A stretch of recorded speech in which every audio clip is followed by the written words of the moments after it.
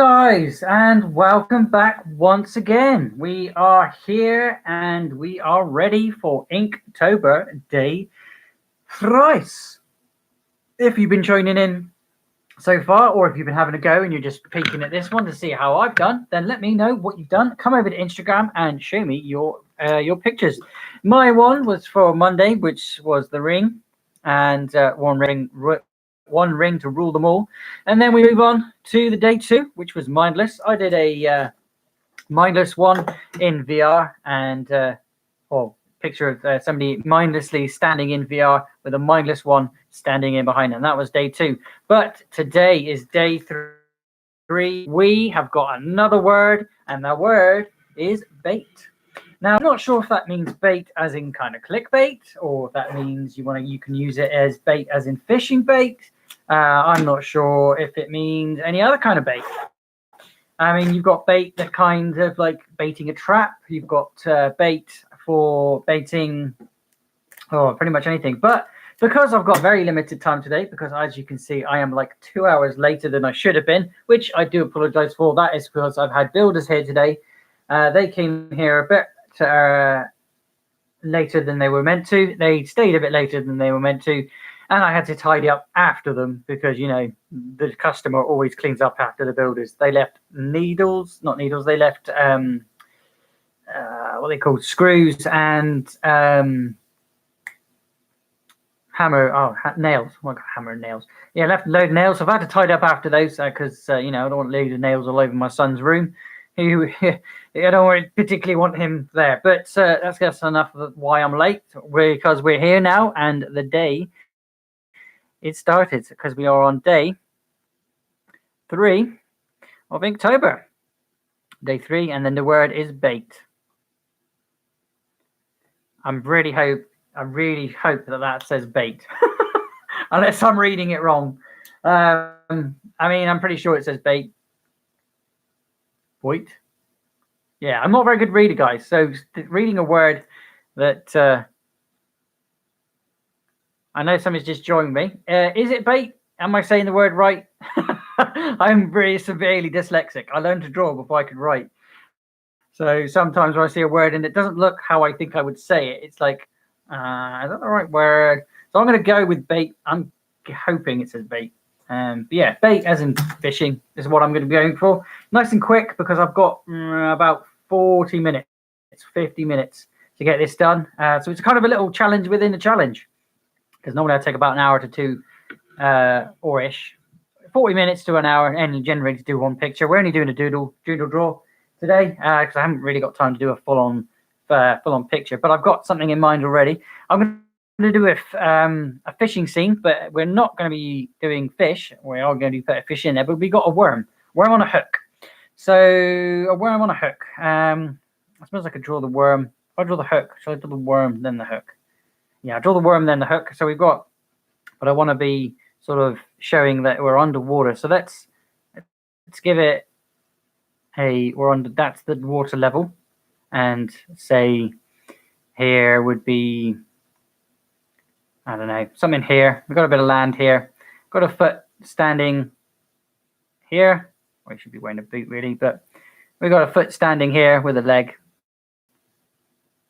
It's doing a bit of fishing. Make sure they're boots there. Turn them into boots. Can you see everything?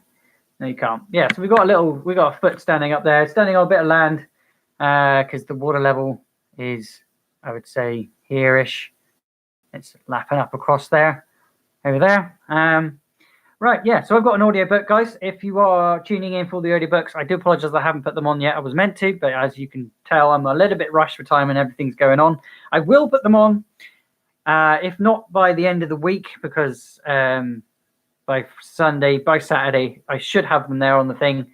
But as you can tell, I'm a little bit busy. As soon as I do this, in the morning, I'm planning and do all the bits I've got to get ready for this. And then afterwards, my son comes home from school, I get all the bits and stuff that I need for him. And by the time evening comes, it's time for me to do my gaming stream. So, yeah, I try and find time to do everything, but I just haven't. You will. I will put those up there. So don't forget, if you want to keep tuning in for those ones, to tune in on the description.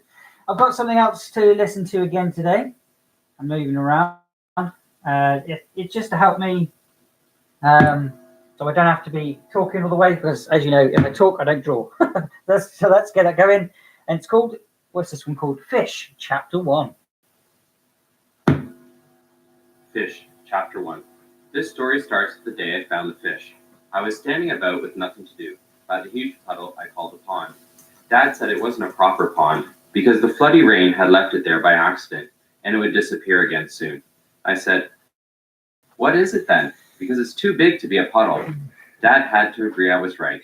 He was quite tall, and it was as wide each way as three dads if you laid them out head to toe in a line. At least it had been that big. It had been shrinking every day since the rain had stopped, and now I realized that it had become the puddle that Dad had always said it was. Anyway, I was standing about, as I said, with a stick in my hand poking at things, because there was nothing else to do. I couldn't swish the stick in the water because I couldn't get close enough to the edge. The mud was terrible. I had already fallen over in it 3 times, and my clothes were covered in it. I wasn't worried about what my parents would say because they never minded. They were so busy anyway. Now that the rain had stopped, we could dry things again. So I stood in the last patch of sticky mud before it turned into the liquid patch and hit at some bits of green poking out of the water's edge. All of a sudden there was a ripple and a flash, and a big fish leapt out of the brown water, making a rainbow in the spray as it flew in an arc and landed back, splash, in the water again. I had been feeling very gloomy a moment before. Now I stood and blinked and stared. Nothing moved. I wanted to see the fish again. The glow of the colors had flooded my eyes, like when you open the curtains on a lovely sunny day. I had a warm feeling all through, despite the mud. I put one foot forward and tested the ground a bit further in. I had an old leather sandals on and bare feet, but you wouldn't have known it. The mud had made big, oozy mud clogs around each foot. I wanted the ground to be safe to walk on, because I so wanted to find that fish, but it wasn't safe. I knew I'd get stuck if I got any closer, and I was quite away from the house. And maybe no one would hear me call, and no one would come looking till tea time.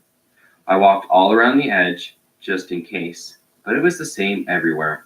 Very slowly, because it was hard to walk in oozy, muddy clogs, I walked back up the rough earth path to the house. Dad was there, because it was his turn to look after me and do the tea. He looked tired and dusty. We hadn't got much water for things like washing, in spite of all the rain. We were a funny family, not like the ones in the books I read, which we'd brought from our own country. That was one thing that was different about us for a start. We didn't come from the country we're living in now. Mom and Dad had brought me with them when I was little. They had come to this country to help the people who were hard time, and they were having a hard time, I can tell you. First, it was boiling hot, but not like the summers in our home country. This hot was dusty hot, with no green growing anywhere. There had been bits of bushes and wispy dry grass in the beginning, I can remember, but after a while, even that had gone. I had stroked the goats and the donkey who'd come to nibble at it. Then they stopped coming, and I missed them and asked why they didn't visit anymore. Mom had said, "Because there's no more grass and leaves." She had pushed her hands through her hair when she said this, and had looked so tired and sad. I was surprised. I didn't know she Yeah, so there's our first worry way. The boiling Absolutely pot horrendous, had but stayed for what seemed you know what I mean? forever. I'll start crap and People I end Mom up and doing Dad something taught at the end. and sometimes helped June. with medicine, ran out of water and food. We were luckier, because our country was still looking after us with some food, not very nice food, and bottled water. I asked, couldn't we give our food and water to the people? Mom and Dad said that our country could only give enough for us, really, but they were sharing as much as they could.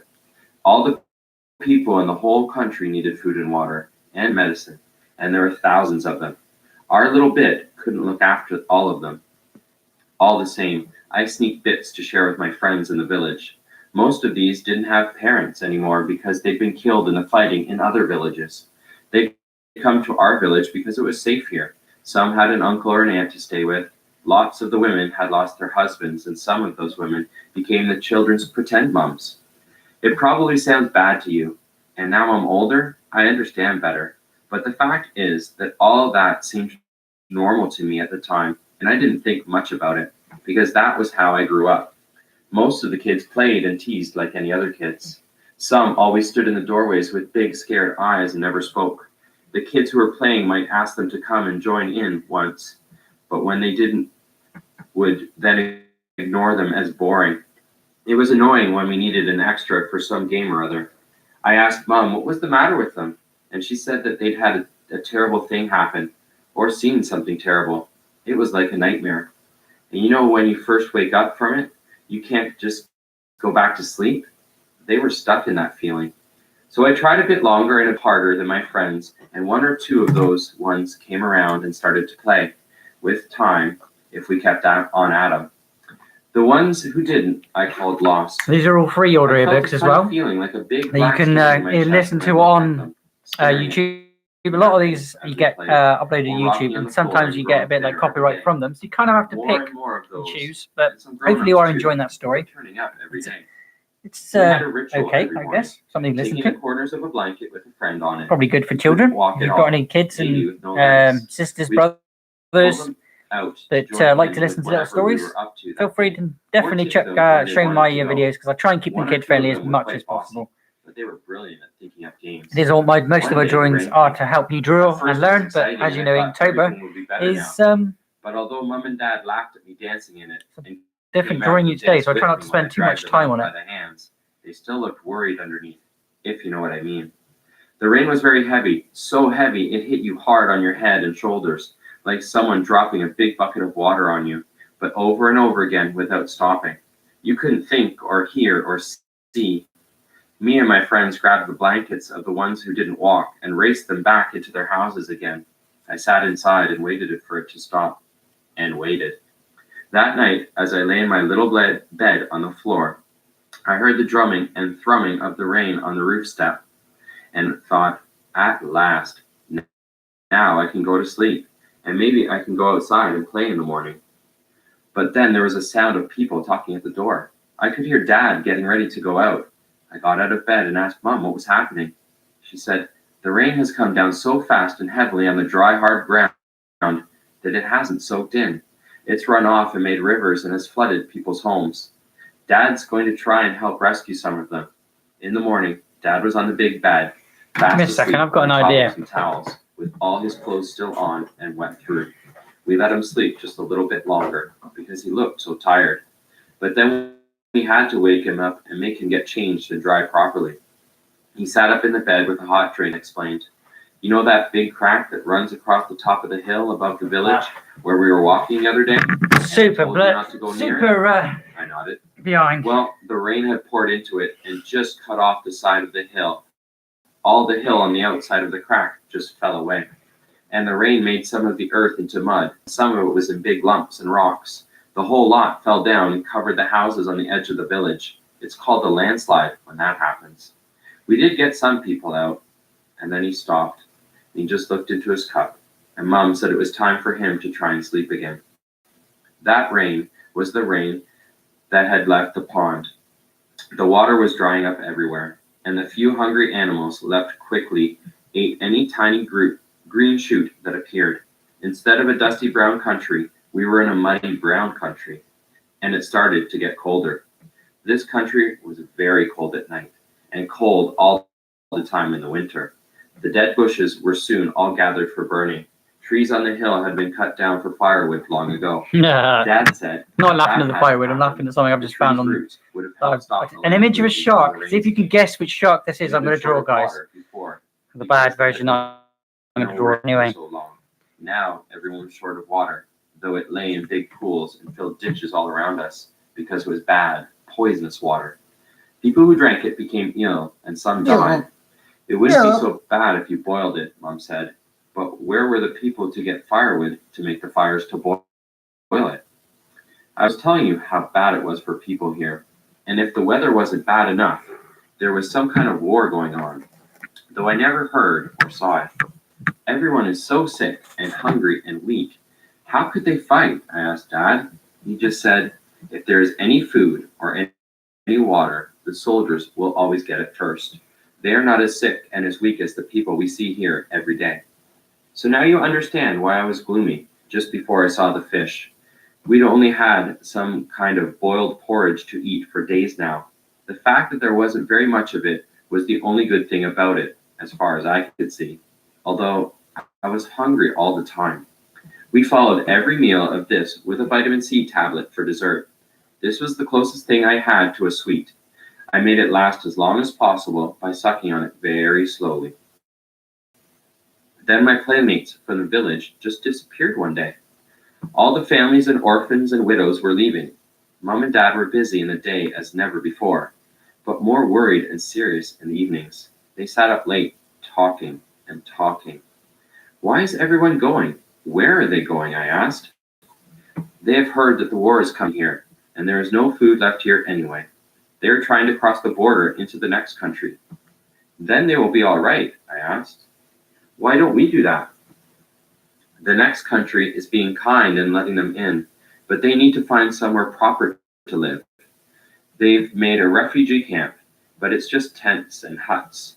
There is still not enough food, water, and medicine for everyone, although the charities are sending it as fast as they can.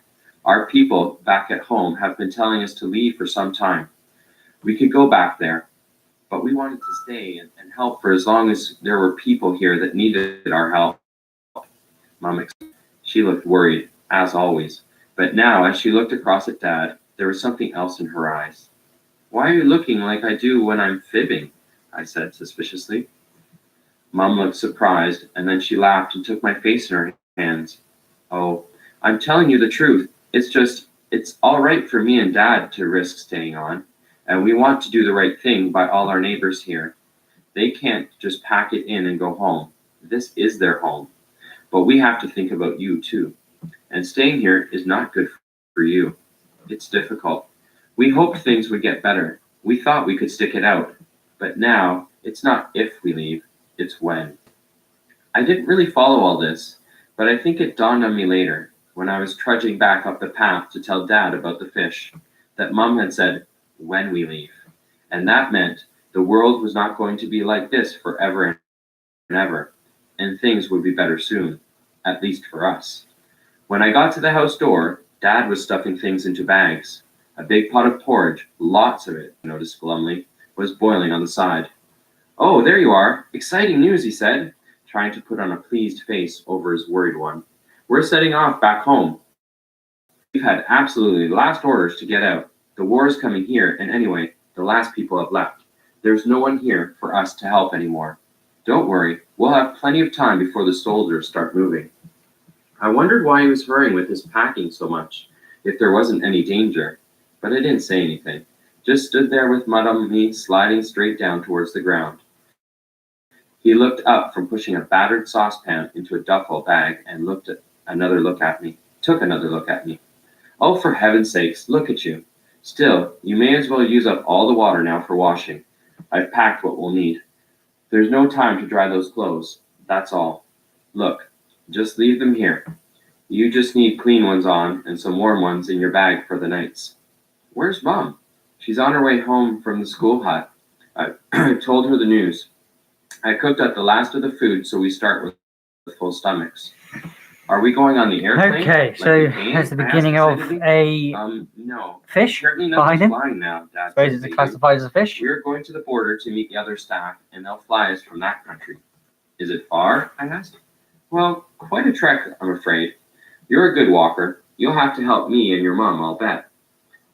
I hurried off to try and wash off the mud and find some clean clothes. I felt quite excited. I didn't like the sound of the walk, but at least it was a change. Then I remembered the fish. I hadn't told Dad.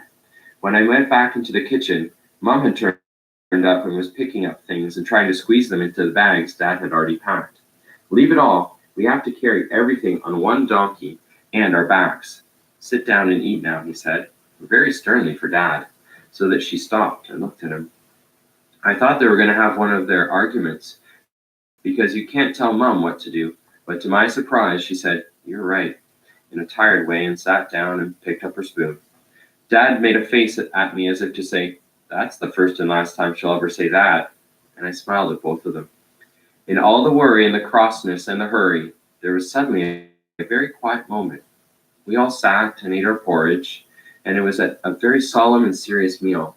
When I had eaten enough, or rather as much as I could stand, I said, "I saw a fish today." Dad looked up, puzzled. "Where?" "In that pond puddle thing," I said. "Must have been a reflection in the water, or a big stick floating," he said, clearing away the plates.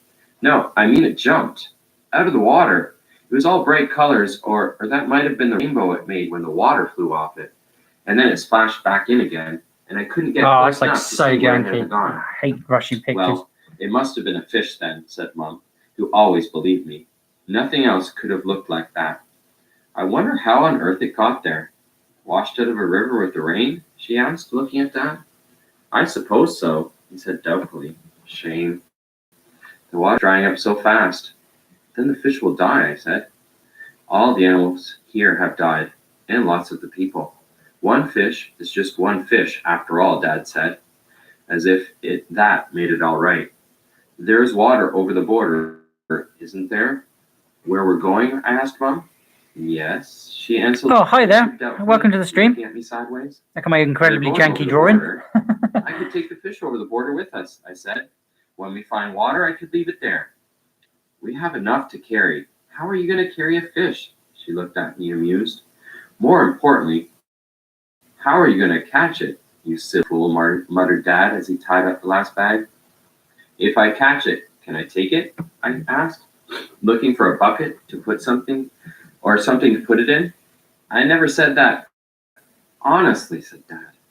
Mum handed me a small cooking pot with a handle. "Here you go. Somehow, don't get muddy. Be quick. I don't think it will fit in there. It was much, much bigger, really," I added as they looked at each other. "You will make a brilliant fisherman," said Dad. "You have the right attitude already. Hurry now. And if you get muddy, you'll have to stay muddy. There are no more clean clothes. You'll have to walk to the border, muddy, sleepy, muddy." And I left them pulling the bags around the doorway to pack on the one remaining donkey, which a guide was bringing. Earlier, I had found it impossible to get to the water's edge. Why did I think I could catch this fish now? Sure enough, another patch of mud in the ring around the edge of the puddle seemed to have dried up. In fact, now I looked into the water. I saw it was hardly water at all. It was almost liquid mud itself. I poked with my stick gently, trying not to slip. For a moment, I saw nothing. Then, with another stir of the stick, a strange little black shape opened up in the thick, muddy water, right near my feet. A hole. It opened and shut again, like an eye blinking. The fish's mouth! I put down the kitchen pot carefully, filled with nice, clean, bottled water, keeping my eye on the muddy patch of water where the mouth had appeared. Gulp. There it was again! Desperately grabbing for air, the fish had come up to the surface at the edge. I had no net, but somehow I felt I wouldn't need it. Granddad had told Dad stories about people who tickled trout. You could just pick them up right out of the water if you went about it the right way. Slow and gentle. That was it. I crouched down. Slow and gentle wins the slid fish. my hands into the water without making a ripple. The water was almost mud, and it felt like putting your hands in cold soup. Suddenly, I touched the fish. It sank away a little, but then struggled up to the surface again. I saw the open mouth, the mud-covered shape of an eye, and then my hands were around it, gently but firmly, so it wouldn't get away. I lifted it out of the mud with both hands. It felt and looked like a huge piece of melted, slippery chocolate, but was cold. I kind of sorted it out. It flipped only once in a tired way, as if it didn't Stupidly really care janky. whether I had caught it or not. Oh, I couldn't wait to get it in that clean water. I felt I was suffocating it too. As I lowered it into the pot, the fish seemed far too big. Yet somehow it fitted in with ease. I let my breath out and realized I'd been holding it for ages. There, I said, and ran my fingers around its back and sides under the water to help clean it. It wriggled a bit more vigorously now, and the mud drifted down to the bottom of the pot, leaving its scales shining and bright. I picked up the pot because I was aching with crouching down and carried away from the puddle and the mud. Once on the path, I held the pot up to the light so I could see the fish better.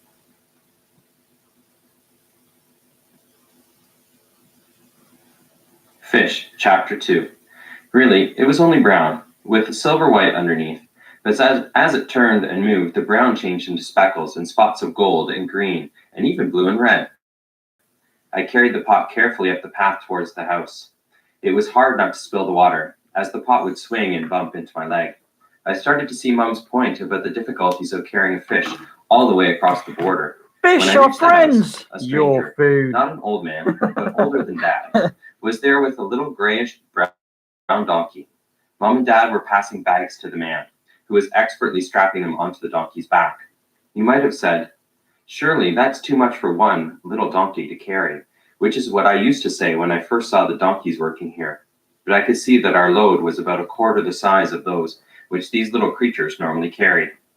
Sometimes you would just see the huge bundles, firewood, or recently, household belongings, coming down the streets, and only when they got close could you see the donkey's tiny legs and forehead and tail sticking out from underneath it all.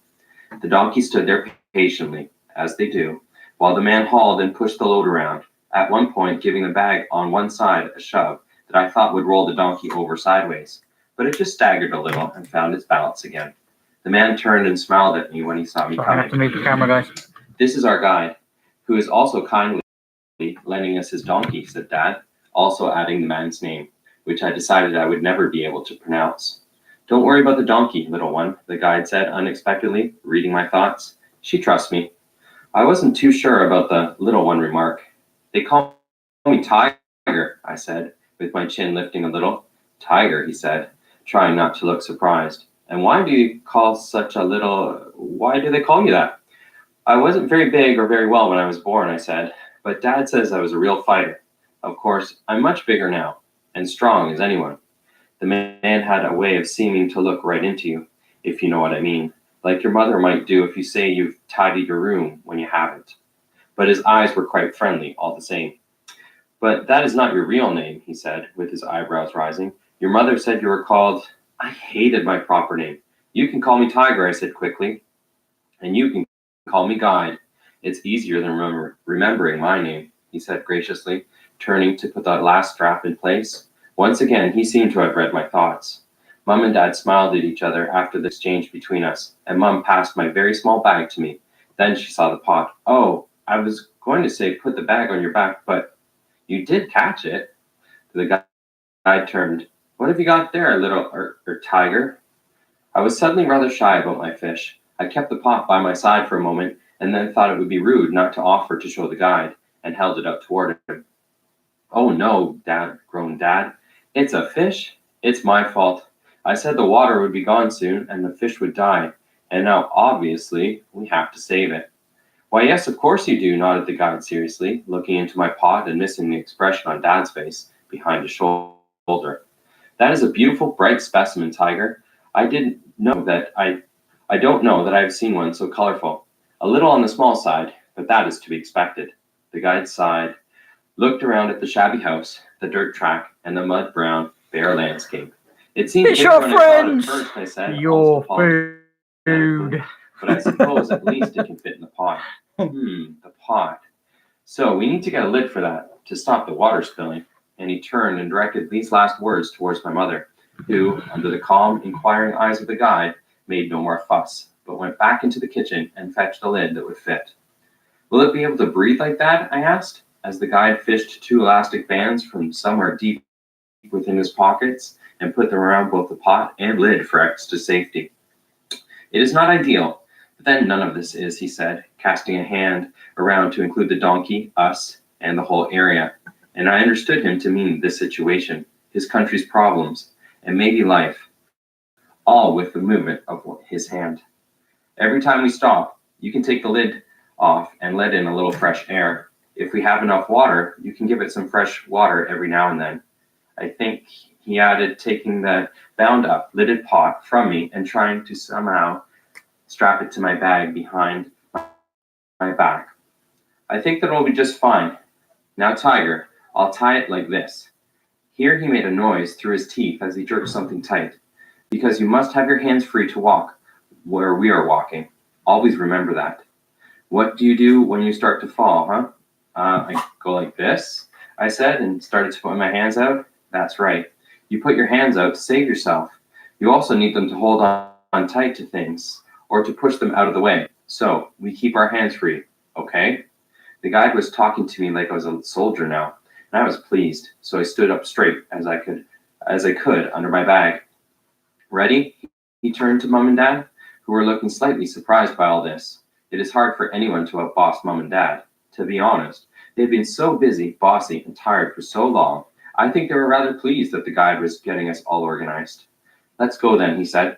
He started walking along the path that led away from the back of the house toward the road, which Dad had explained wasn't like a proper road back in our own country because it was only made of earth and rocks. The donkey, which had no ropes about its head, was so in fact it was loose to wander anywhere, swung around expertly, and started to follow the guide. When it came alongside him, it steadied and walked there calmly like a dog. Following behind, I noticed not only did the guide not walk behind the donkey, as the villagers normally did, but he didn't have a long stick with which to tap it. I hoped it wouldn't keep stopping, or we would take a very long time on this trek. I hoped it would just trot off where it fancied with all our belongings. Mom must have been thinking the same thing. Is this a very good donkey then, that it walks with you like this? She asked the guide. All donkeys are good, in that they'll walk like this. If we come to a dangerous bit of ground, who would you trust to find the safest way to cross? A man or a donkey? Mom was caught off guard by this sudden question. Well, I wouldn't know. People have said animals are the best. Where I come from, there are bogs, like deep mud that you can never get out of, with grass growing on top so that you can't tell they're there. Local people always trust the ponies to know. Exactly, said the guide, looking pleased, and leaving Mum looking even more confused. He went on. If I am tapping at this creature all the time, and beating her when she stops, and pulling her around by a rope, how is she to tell me when it's not safe to go in a certain direction? Dad was impressed. This is good sense if I ever heard it. But tell me, won't she run off without a rope? She might know where the path is safe, and where the grass is good, and a lot of other things. But she trusts me. She thinks I know more and will keep her safe. So why would she run away? Tell me, Tiger, would you run away from your parents? I shook my head, looking wonderingly at him. No, of course not. That's good sense. It's the same for the donkey here. I feed her, I care for her. I have never let her down. Why would she not want to stay with me? And we all marched on over the rough earth, heads down, thinking. This was going to be a long journey, but the guide, I thought, it was going to be more interesting than I had expected. There was a hissing. I woke up dreaming of snakes. It was dark. Blinking and trying to remember where I was pleased to find my blanket from my bed wrapped around me. But I wasn't in my bed back at the house. A very hard rock was sticking into my hip where I was lying, and I suddenly remembered we were sleeping out in the open on the night of the first day of our trek to cross the border. The uncomfortable rock had pushed the snake dream out of my mind. I wasn't frightened of snakes anyways, and it was way too cold for any to be out and about right now. But the hissing was real. My eyes fastened eagerly onto the glow of a reddish light and followed it to the remains of the campfire. The guide sat motionless in its glow, his khaki trousers and shirt lit almost orange against the black, starless sky. Then he reached out and pushed another few twigs into the middle of the fire, and there was a crackle, and a few blue flames suddenly flared orange. His shape shone white for a moment. The hissing, I realized, was coming from Dad. Why am I using Still lying down, but propped up on his elbow with his back to me. These ones over here. He was whispering to the guide across the campfire. But he wasn't very good at it, I thought. If it was loud enough to wake me up. Voila! Are you sure, hissed Dad? Again, Just not even sure if I'm allowed to use color, but I'm gonna. On the top edge. Wow, great. I really didn't want to try and cross the mountains. I mean, with a woman and a child? And we're not equipped. The guide spoke softly. The rumors as we left were that they have closed the border. We will not be able to cross by the road at the checkpoints. I don't care if you have papers. The border guards have their orders. The camps are overflowing. Conditions are terrible. They just cannot let in any more people. As for the woman and child, this is always what men say. Do they not shame us all with their strength in the end? Has your woman not done things you thought that even you could not do? And I remembered Mom working with everyone all day to help build the school hut. And then, just as Everyone I'm almost hinting it. fell. I'm not giving Rather than it sat down a load of to colour. eat I'm that just evening, hinting it in spots. rushing out to help a woman who was having a baby, which Just was to stuck sort the of wrong way, accentuate where up the or darker something, areas are. and then staying up Like I all have night in with most one of the of other the woman's videos, other guys. babies, which was sick and crying. And then there was the time when I was quite small and I was asleep and Dad was out, and the roof over my head started to fall in. Mom reached up and grabbed the great big timber and held it up, and she was trying to wake me, to make me move out of the way, but she couldn't reach me with her foot to give me a good kick and still hold up the timber. She tried shouting and everything, but I slept on. She had told me the story and teased me about it when I got older. Typical you. I was terrible in getting you off to sleep. You never wanted to, but when I needed you to wake up, you wouldn't, she'd laugh. And Dad would say, "Oh, that kid was always clever. Why bother waking up when you seem to be hanging on to that beam all right?" But you could see he really couldn't really joke about it like Mom. He still had that worried look in his eyes whenever he thought of it. He'd come back, he said, and found her standing there like she'd been there forever. "It felt like it," said Mom, still holding up the beam after nearly 2 hours. And he went to grab it from her, and she just looked up and said wearily, "No, the child, move the child. You won't hold it." He decided she was right about moving the child, though obviously wrong about him not being able to hold a beam. As my mom is very small, and Dad is, like I said, pretty tall, if not very wide across. So he picked me up and moved me into the other room, and I still didn't wake up. And he put his hands under the beam so Mom could let go. And when she put her arms down, both of them went, "Ow! Ah!" Mom, because of the pain in her arms, came back to life, and Dad, because he could hardly take the weight, and he suddenly realized what she'd been holding up. And it wasn't possible that she could, he said. He would say that again and again. When the men Mom had fetched had rushed in and propped up the beam with a big bit of wood to save the roof till it could be fixed properly the next day, Dad had let go, and his legs went all shaky with the shock, and he had to sit down and have a drink. Mom didn't make any fuss at all, but for the next few days she couldn't lift her arms at all or move her neck very well. With his back to me, I could still see Dad drop his head a little, and knew that he was remembering the story as well. "You're right. I just feel guilty. We shouldn't have stayed this long, just a day or two earlier." "We could try the road, and you can show the guards your papers," said the guide comfortingly. "It's just we'll have to walk further if it happens that we can't cross there. We can try. It is up to you. I'm just here to show you the way." I sighed at the bit about walking further. I was sure I could do it. After all, I thought about the widows and old people who left the village pushing my blanket friends in rickety wooden wheelbarrows, and a woman expecting a baby who had waddled slowly but determinedly behind them. But the fish, how long could it last in that little pot of water? I turned over and looked at the cooking pot, sitting firmly on a flat rock where I'd put it when we stopped to camp. The lid was off, to let in the air. It was so cold tonight. I had all my clothes on and my blankets. Did fish get cold too? Was the water frozen? I used my elbows, like a seal's flippers, to drag myself over to the rock and looked into the pot. The water was just a pool of blackness. I couldn't see the fish. "All right, Tiger?" Dad called softly, so as not to wake Mom. You could tell, even in these 3 words, that he was wondering how long I'd been awake and whether I'd overheard the conversation. "The fish is fine," said the guide. "If you tip the pot a little towards the fire, you'll see." I did as he said, and the light suddenly flashed in a patch across the black surface of the water. Through it, I could see the fish. It wasn't moving around, just fanning its fins a little to keep its place. Now it just looked brown. "Do fish sleep?" I asked the guide. "Of course they do, if people wouldn't keep disturbing them," he said, and I could hear, rather than see, the smile. He pushed another few twigs onto the fire, and I wondered where they had come from. No one could get hold of firewood anymore. I decided I didn't care. I was just very, very grateful. It was so cold. I put the pot down carefully so as not to disturb the poor sleeping fish, and scuttled backward under my blankets to keep warm. "Everyone should try and sleep a little," said the guide, showing no signs of doing so himself. "We have a long way to go in the morning, and the morning is not far away." Dad lay down again, slowly and reluctantly, and I put my whole head under my blankets to try and keep warm. My eyes were wide open. I worried about the border crossing. I would never sleep, I thought. I woke up to the sounds of pots clanging and a smell of porridge.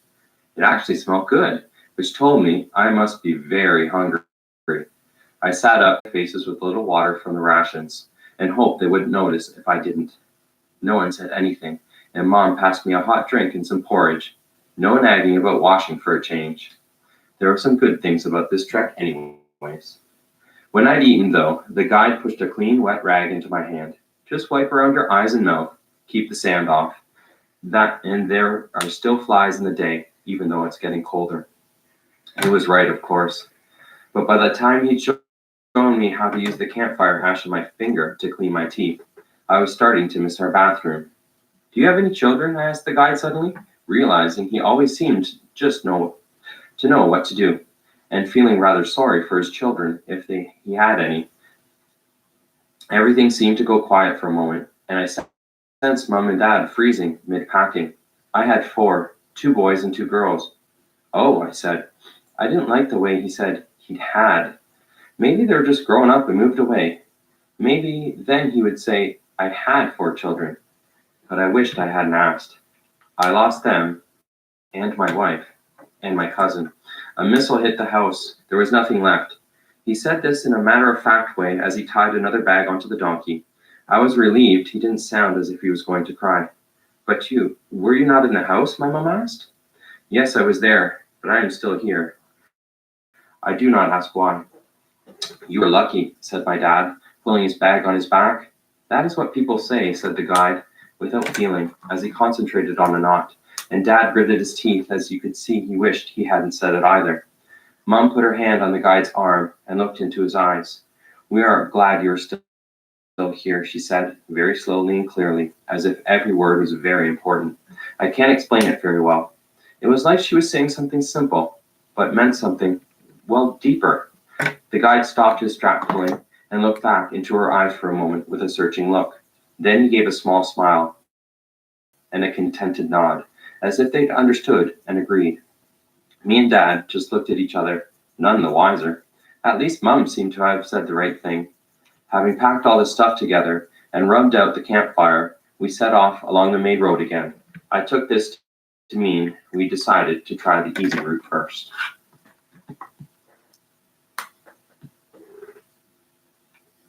Fish, Chapter 3. The first day of walking hadn't been too bad at all, but one of the things that dragged you down was the landscape. It was boring. Just dirt, dead bushes and rocks, and the mountains, which didn't seem to get closer, blocking the view ahead. Even the sky seemed to be the same brown as everything else. We passed piles of rubble and falling down walls, which Dad explained were old farms, small villages even. You could still make out the edges of fields and tracks, he showed me, if you looked. And here, there, had been grapevines in rows, and odd stumps showed, blackened and blasted. I thought you said the war hadn't reached here yet, I said. Just about everywhere in this country has been bombed and laid to waste already, said the guide, which is why the people were coming to our village. There was chaos here years ago. Then a powerful country took charge, and in doing so, much damage was done. Then the next people took control, and they ruined anything that was left. Now they, in turn, are being forced out. So it goes on. Beyond thinking this seemed bad and unfair, which all the grown-ups knew already, I couldn't think of anything to say, and neither could anyone else. So I frowned and puzzled and put my head down and walked in silence, with the guide's words left hanging. Nothing seemed to change, so you didn't feel as if you were getting anywhere. There was just the odd dead animal. Tatty skin stretched like a tent over bits of old bone, dried out, so it wasn't even shocking or revolting anymore. But this day showed me that there could be worse things than boring to deal with.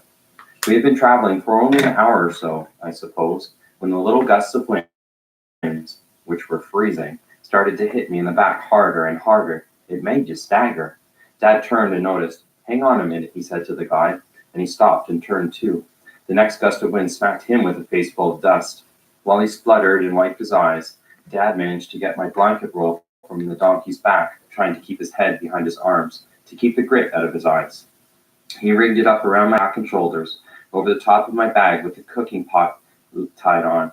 The blanket lashed around for a moment in the wind, but he managed to knot two corners under my chin so well that it just about throttled me. Still, I was a lot warmer. This wind isn't good, said the guide, spitting out dust. I thought, what wind would be on a freezing cold day with nothing but dirt to blow around? But he went on. It comes, and it can stay for days and get stronger. Let's move on. Mom pulled her shawl right up over her head and kept her back into the wind. She put out her hand and pulled me closer to her as we walked, and we kept in front of Dad so we could use him as kind of a buffer for the wind. Now my feet were beginning to get sore. They'd been so sore for a while, but I didn't want to complain. Dad's worry about crossing the mountains with a child and a woman had made me determined to show him I was tougher than he thought, like the guide said. With the cold off my back, it was as if my body had suddenly remembered about my feet and started to concentrate on making them hurt as much as possible. But the guide had said we must move on, so now I couldn't say anything. After what seemed like forever, we heard a muffled shout from the guide and lifted our heads, which had been ducked down underneath the wind. It was a change to look somewhere else than straight down at the earth road with dust swirling around your ankles and feet, trying not to step in a pothole or trip over a rock. Through the sandy air, we could just make out the shapes of men, some kind of bar across the road, propped up on an old metal barrel and a jeep. At the same moment, Mom noticed I was limping. What's the matter? Do your feet hurt? She asked. Yes, I was too tired to lie. Dad nearly cannoned into the back of us when we stopped, because he hadn't heard the guide and still had his head down. He asked what was the matter. The guide, realizing we had stopped, sensibly backed up to us instead of turning around into the wind. The grown-ups looked down worriedly at me and my feet, which looked fine. I looked at the ground, sorry to be a nuisance, crossed at my feet for letting me down. We're here now, at the border, said Dad through the wind, crouching down next to my ear so that I could hear him. Just hobble the last yards up to the soldiers. We might even get a ride from the other side of the border in a car or something. The agency knows we're coming and are going to meet us and pick us up when we tell them where we have crossed. The guide said nothing. I nodded and we walked the last few yards, this time in a line straight across instead of one behind the other. When we reached the men, they moved across the barrier with their guns slung across their shoulders, but in a friendly way, with one walking out to meet us. Me and Mom hung back while Dad and the guide talked to them. I noticed that the donkey, for once, didn't follow the men, but stayed with us. Fish are friends! Your now the man with the gun was holding the and I think, guys, that, I'm going to pause this here. Explains. I'm going to pause that audio. I actually enjoyed that audiobook. I didn't think it was going to be that good. But yeah, we're done. I'm done for today. I do apologise that I'm a lot later than normal, and I didn't put as much time into this one, but I've got somebody incoming in roughly 5 minutes. So I've got to end this stream and say that is the end of day 3 on Inktober. Tune in tomorrow for some more. Click the links that will appear, and I will see you next time. If you're watching live, those links won't appear, but if you're watching back in about 10 minutes or so, they should appear, because I will put them on afterwards, because I've got to do all that afterwards, guys, when I'm live. But otherwise, thanks for watching. Tune in tonight, because I've got a game. Not sure what I'm going to be playing. It may just be another upload from my mixer.com stream. Mixer.com is another gaming streaming site where I do stream every Monday and Tuesday on Minecraft, and sometimes on the weekend with more of an adult game, but I always upload it to my YouTube channel so you can check it out. But otherwise, tune in tomorrow for another drawing, because you're going to find out what tomorrow's prompt is. I can't remember where it is, but you guys will find out tomorrow. So tune in, and don't forget to leave a like if you do. Subscribe if you're new, and I'll see you in the next one. Thanks for watching. Before I leave, I'll give you a zoom in, because I haven't done that yet. But yeah, click those links, guys, and I'll see you next time. Got a dude who's fishing up there. We've got the worm, who is the bait. And we've got a fish that isn't so friendly.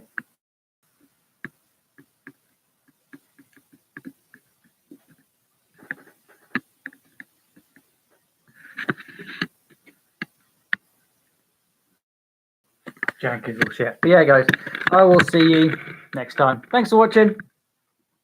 Bye for now.